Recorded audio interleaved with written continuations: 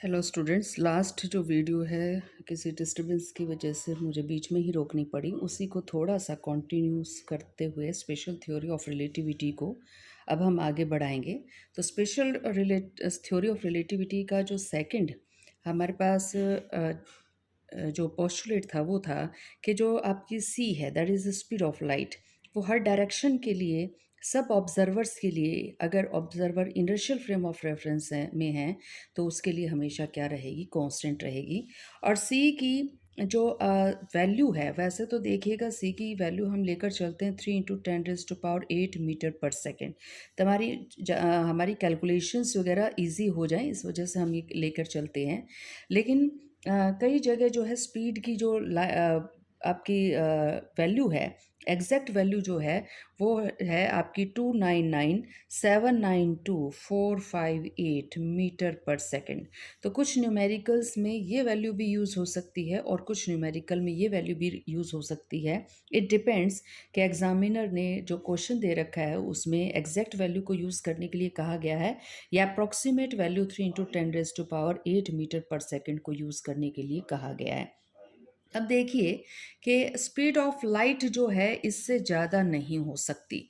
यहाँ पर हमारे पास एक जो है इस चीज़ का कंक्लूज़न ये भी आता है कि अगर हमारे पास कोई भी पार्टिकल है यूनिवर्स के अंदर, हम उस पार्टिकल को कितना ही एक्सेलरेट करें, वो पार्टिकल जो है स्पीड ऑफ लाइट से ज़्यादा तेज़ से नहीं चल सकता, यानी कि सी को भी अप्रोच वो नहीं कर पाएगा। तो सी के लगभग तो चला जाएगा, लेकिन सी के ज़्यादा, इससे ज़्यादा जो है वेलोसिटी पार्टिकल की कभी भी नहीं हो सकती। तो अगर हम ये सोच के चलें कि हमारे पास एक पार्टिकल है और उस पार्टिकल को हम लगातार काइनेटिक एनर्जी दिए जा रहे हैं, तो कंसीडर कर लीजिए कि अलोंग वाई एक्सिस हमने उस पार्टिकल को क्या कर दिया है, काइनेटिक एनर्जी दे दी है। और काइनेटिक एनर्जी हमने उस पार्टिकल को या इलेक्ट्रॉन को मान लीजिएगा कि इलेक्ट्रॉन को हमने दे दी काइनेटिक एनर्जी, और वो भी यहाँ पर मेगा इलेक्ट्रॉन वोल्ट की फॉर्म में दे दी। मेगा का मतलब आप जानते हैं 10⁻6 पावर हो जाएगी। और हमने क्या किया, इस इलेक्ट्रॉन की स्पीड को मेज़र करना स्टार्ट कर दिया है अलोंग एक्स एक्सिस। तो जो स्पीड है इलेक्ट्रॉन की, उसको हमने किसकी फॉर्म में ले लिया है, 10⁻8 मीटर पर सेकेंड के ऑर्डर के अंदर ले लिया है। तो अब ये देखिएगा, इससे ज़्यादा 3 × 10⁻8 मीटर पर सेकंड से ज़्यादा हो नहीं सकती, क्योंकि आइंस्टाइन की स्पेशल थ्योरी ऑफ रिलेटिविटी की ये अजम्पशन है कि कोई भी पार्टिकल इससे ज़्यादा वेलोसिटी नहीं ले सकता है, स्पीड ऑफ लाइट से ज़्यादा वेलोसिटी नहीं ले सकता है। तो अगर मैं यहाँ पर ये इंडिकेट कर दूँ, ये 1 है, ये 2 है, ये 3 है, तो आप जानते हैं 3 का मतलब यहाँ पर है 3 × 10⁻8 मीटर पर सेकेंड। 2 का मतलब है 2 × 10⁻8 मीटर पर सेकेंड। तो हमारे पास कंडीशन क्या है, कंडीशन ये आ जाएगी, कितना भी पार्टिकल को आप एक्सेलरेट कर दीजिए, कितनी भी पार्टिकल को काइनेटिक एनर्जी दे दीजिए by applying the force, particle जो है 3 × 10⁻8 मीटर पर सेकेंड से इस डायरेक्शन में नहीं जा पाएगा। तो अगर हम यहाँ पर इस पार्टिकल के लिए काइनेटिक एनर्जी का ग्राफ बनाना स्टार्ट करें, तो ग्राफ देखिए इससे ज़्यादा आगे तक आपका जा ही नहीं सकता। इसका मतलब इस पार्टिकल की लिमिट है, it can't move more than 3 × 10⁻8 metre per second. तो सेकेंड पोस्टुलेट जो है, इसका कंक्लूजन जो है आपके पास, इसको दो तरह से आप कंक्लूड कर सकते हैं कि स्पीड ऑफ लाइट जो है किसी भी डायरेक्शन में देख लीजिए, हर जगह स्पीड ऑफ लाइट हमारी क्या रहेगी, कांस्टेंट रहेगी इन ऑल डायरेक्शन और for the all inertial frame of reference. और किसी भी पार्टिकल की जो लाइट वेलोसिटी है, बेशक आप कितनी भी काइनेटिक एनर्जी पार्टिकल को दे दीजिए, कितनी भी फोर्स पार्टिकल के ऊपर लगा दीजिए, उसकी जो स्पीड है पार्टिकल की 3 × 10⁻8 मीटर पर सेकेंड से ज़्यादा नहीं हो सकती। अब देखिए, पार्टिकल की वेलोसिटी मेज़र करनी है, पार्टिकल की पोजीशन मेज़र करनी है, तभी हम पता लगा पाएंगे कि जो बॉडी है या जो सिस्टम है उसकी डायमेंशंस के अंदर क्या कोई चेंजेस आए हैं या नहीं आए हैं। तो इसके लिए देखिए क्या सेटअप तैयार किया जाता है कि हमें स्पेस का पता लगाना है, स्पेस का मतलब क्या है, हमें पोजीशन का पता लगाना है। हम पार्टिकल को या किसी सिस्टम को एक मूविंग फ्रेम ऑफ रेफरेंस में स्टडी कर रहे हैं या रेस्ट में स्टडी कर रहे हैं, तो उसकी पोजीशन का कैसे पता लगा पाएंगे। सेकंड देखिए, उसका टाइम भी हमें पता लगाना है। तो टाइम के लिए हमें क्लॉक्स कहाँ कहाँ लगानी पड़ेगी। अगर एक ही टाइम के ऊपर दो इवेंट्स हो रही हैं, then how can you find out the time period of the two events which are taking place at simultaneously or at same time। और तीसरा क्या हो सकता है कि स्पेस और टाइम, हमें इकट्ठा ही इन दोनों चीज़ों का पता लगाना है कि जो बॉडी है या जो सिस्टम है उसकी डायमेंशंस कितनी है और किस टाइम के ऊपर उसकी डायमेंशंस कितनी है। तो इसके लिए देखिए क्या करना पड़ता है हमें। हम एक ऑब्जर्वर को क्या करते हैं कि उसको ओरिजिन के ऊपर कंसीडर कर लेते हैं, और ओरिजिन से कंसीडर किया जाता है कि आपका जो सिस्टम है उसकी डायमेंशंस या उसकी जो एक्स एक्सिस से वाई एक्सिस से बिल्कुल उसी तरह से जैसे कार्टेशियन कोऑर्डिनेट्स के फॉर्म के अंदर हम किया करते कि हमारे पास एक्स वाई जेड और ओरिजिन के ऊपर हमने ऑब्जर्वर को क्या कंसीडर कर ली, ऑब्जर्वर को कंसीडर कर लिया है। दूसरा देखिए, टाइम कोऑर्डिनेट्स का कैसे पता लगाएंगे, टाइम का कैसे पता लगाएंगे। टाइम के लिए हम क्या करेंगे कि यहाँ पर हम ये कंसीडर कर लेंगे कि हमने लार्ज नंबर ऑफ, एक ये कंसीडर कर लीजिए कि एक तरह से पैचवर्क तैयार कर रखा है, एक कॉम्प्लिकेटेड नेटवर्क तैयार कर रखा है, और ये जो कॉम्प्लिकेटेड सा हमें यहाँ पर नज़र आ रहा है इस थ्री डायमेंशनल सिस्टम के अंदर या थ्री डायमेंशनल स्पेस के अंदर, जिन कोऑर्डिनेट्स के अंदर हम मेज़र करना चाह रहे हैं, हमने बहुत नियर बाय क्लॉक्स रख दी हैं यहाँ पर। ये सारी की सारी हमारी क्या हैं, क्लॉक्स हैं। तो ये कंसीडर किया जाता है स्पेशल थ्योरी ऑफ रिलेटिविटी के अंदर भी, गैलीलियन ट्रांसफॉर्मेशन के अंदर भी, जब भी आपको टाइम मेज़र करना हो। तो मान लीजिए कि यहाँ पर कोई हैपनिंग हुई है, तो यहाँ पर अगर कोई हैपनिंग हुई है and the if the observer is at O के ऊपर ऑब्जर्वर है, तो आप देखिए ऑब्जर्वर को कैसे पता चलेगा कि किस टाइम पर हैपनिंग हुई है। क्योंकि जब यहाँ पर कुछ होगा तो ऑब्जर्वर को तभी दिखाई देगा ना जब यहाँ से लाइट यहाँ तक पहुँचेगी। लेकिन उस टाइम ये देखिए, ये एक एक्स्ट्रा टाइम पीरियड भी तो यूज़ हो गया ना कि यहाँ से लेकर यहाँ तक आने में लाइट को टाइम भी तो लगाना पड़ेगा।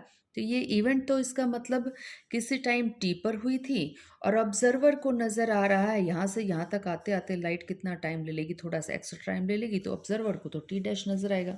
तो ऑब्जर्वर इसका मतलब एग्जैक्ट टाइम तो नहीं निकाल पा रहा कि इवेंट किस जगह पर हुई थी। अब होगा क्या, ये पी इवेंट जब भी होगी, तो पी इवेंट से जब भी लाइट निकलेगी, क्योंकि इवेंट हमें दिखाई तब देगी ना जब लाइट हमारी आँखों तक पहुँचेगी, तो वहाँ से क्या होगा, लाइट एमर्ज होगी। तो ये जो लाइट एमर्ज होगी जब नियर बाय क्लॉक के ऊपर पड़ेगी, जिस भी नियर बाय क्लॉक के ऊपर पड़ेगी, तो इस ये क्लॉक हमें बताएगी what will be the exact time period. अभी देखिए, T dash is large as compare to T, लेकिन अगर ये क्लॉक टाइम बता रही है मुझे टी सी, तो ये क्लॉक तो नियर बाय है ना इस इवेंट के, तो टी लगभग किसके बराबर होगा, टी सी के है। तो जब हम ये कंसिडर करते हैं कि टाइम कैसे बताया जाएगा किसी भी इवेंट का, तो यहाँ पर ये पूरा का पूरा एक जंगल मान लीजिएगा क्लॉक्स का। तो क्लॉक्स जो है, जो नियर बाय क्लॉक होगी, वो नियर बाय क्लॉक हमें जो टाइम बताएगी, उस वही टाइम हम इवेंट का कंसीडर यहाँ पर करेंगे। और स्पेस और टाइम अगर हमें दोनों इकट्ठा ही निकालना हुआ, तो हम यहाँ से डिस्टेंस भी मेज़र करेंगे, और यहाँ से हम क्या करेंगे, जो है टाइम भी इकट्ठा मेज़र यहाँ से हम इकट्ठा कर लेंगे। उसके बाद देखिएगा कि अगर कोई मूविंग ऑब्जेक्ट है, और मूविंग ऑब्जेक्ट की अगर हमें कोई डायमेंशंस पता लगानी है, तो मूविंग ऑब्जेक्ट की डायमेंशंस पता लगाने के लिए हम ये नहीं करेंगे कि ऑब्जेक्ट को मूव करने देंगे और उसके बाद पता लगाएंगे। एग्जाम्पल कंसीडर कर लीजिए कि हमारे पास ये कोई वुडन बॉक्स है, और इस वुडन बॉक्स को आप वी वेलोसिटी से चला रहे हैं, किसी भी फ्रेम ऑफ रेफरेंस में चला रहे हैं, और इसकी स्टडी हमें करनी है। हमें क्या करना पड़ेगा, किसी अब देखिए ये तो लगातार मूव करता चला जाएगा, तो हमें यहाँ पर दो क्लॉक्स लगानी पड़ेंगी। दो क्लॉक्स जब हम लगाएंगे तो टी नॉट टाइम इसका और टी नॉट टाइम इसका, एक ही टाइम के ऊपर हम इस पॉइंट की भी डायमेंशंस पता करेंगे और इस पॉइंट की डायमेंशंस भी पता करेंगे। तो ये नहीं होगा कि आपकी वी वेलोसिटी से बॉडी चले जा रही है और आपने एक बार तो x1 मेज़र कर लिया, थोड़े टाइम के बाद x2 मेज़र कर रहे हैं, तो ये आपको एग्जैक्ट लेंथ तो नहीं मिलने वाली। तो यहाँ पर ये जो हमारे पास डायमेंशन आएंगी वो तो आ जाएंगी x2 माइनस x1। तो कंडीशन ये है कि एक टाइम के ऊपर, यानी कि सिंगल टाइम के ऊपर हमें पता लगाना है, साइमल्टेनियसली हमें दोनों जो एजेस हैं उनकी डायमेंशंस का पता लगाना है। ये नहीं होना चाहिए कि आपका जो ब्लॉक है, आपने x1 को तो मेज़र कर लिया किस टाइम के ऊपर, यहाँ पर टी नॉट टाइम के ऊपर, और आप थोड़ी देर के बाद मेज़र कर रहे हैं कि यहाँ पे t1 हो गया है टाइम, और इस टाइम आपके पास ये जो डायमेंशन है वो x2 हो गई है।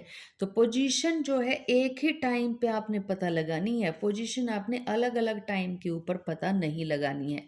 तो वी वेलोसिटी से जब भी कोई बॉडी आपकी मोशन में होगी, चाहे किसी वेलोसिटी से हो, जब उसकी डायमेंशंस आप पता करेंगे तो डायमेंशंस पता करने के लिए आपको साइमल्टेनियसली आपको दोनों एजेस की वैल्यू का पता लगाना है, दोनों एजेस के कोऑर्डिनेट्स का पता लगाना है, तभी हम एग्जैक्ट डायमेंशंस पता लगा पाएंगे।